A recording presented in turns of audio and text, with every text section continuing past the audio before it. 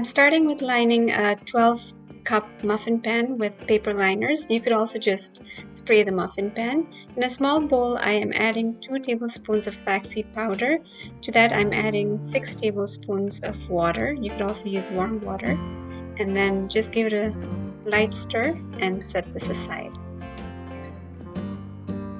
In another bowl, I have 1 cup of hot boiling water.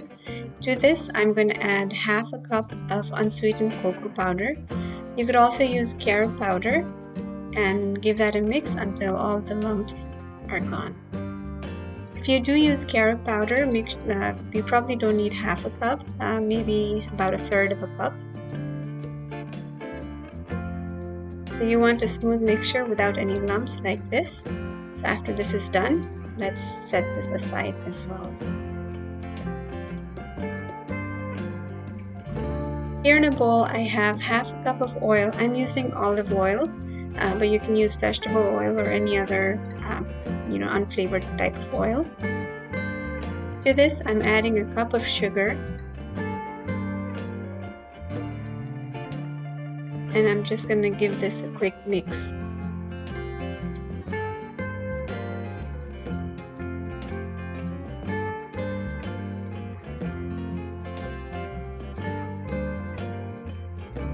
Next, I'm just going to quickly stir our flaxseed mixture again and put that in the bowl with the sugar and the oil and mix everything together.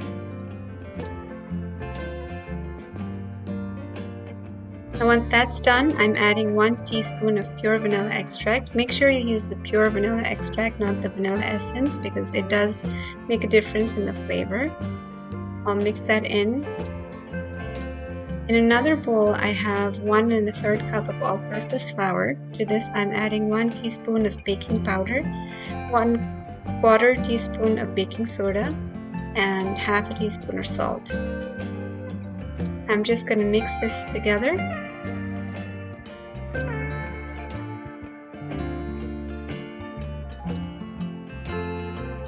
I'm going to make sure that the baking powder, baking soda is all mixed in. So now in the bowl with our wet ingredients, we're going to add about half of our dry ingredients and give it a head start by mixing it a little bit. And then you want to add about half of the cocoa powder and water mixture that we had made earlier. And then start to stir in everything and mix everything together. Once that's kind of mixed in, you want to add the rest of the flour mixture, our dry ingredients, and then add the rest of our chocolate and water mixture as well.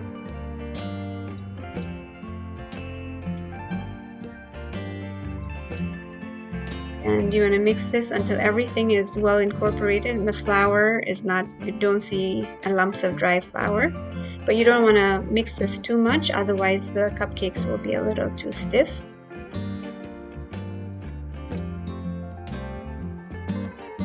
And now that our batter is ready, we're going to put them into our paper cups. Some people like their cupcakes to kind of show underneath the frosting. If that's one of you, then fill the cup almost to the top, maybe a little more than 3/4 of a way. But if you're one of those people that likes the cupcakes to be covered in the frosting, then fill it a little bit less than 3/4 of the cup. Now these go into the oven preheated at 350 degrees Fahrenheit for about 18 to 20 minutes. You might want to check on these at around 17 minutes or so, just to make sure that if it's already done, if a toothpick inserted comes out clean, they're ready. If not, just leave it in for a little bit longer. So in the oven at 350 degrees Fahrenheit for about 18 to 20 minutes. Cupcakes have come out of the oven and a toothpick inserted comes out clean. So these are done. I'll let them cool completely before frosting them, and I'm frosting it today with chocolate cream cheese frosting. A recipe for that is on my YouTube channel, so I'll leave a link to that below. I hope you enjoyed this recipe. Say a little prayer and share the love, and I'll see you in the next video.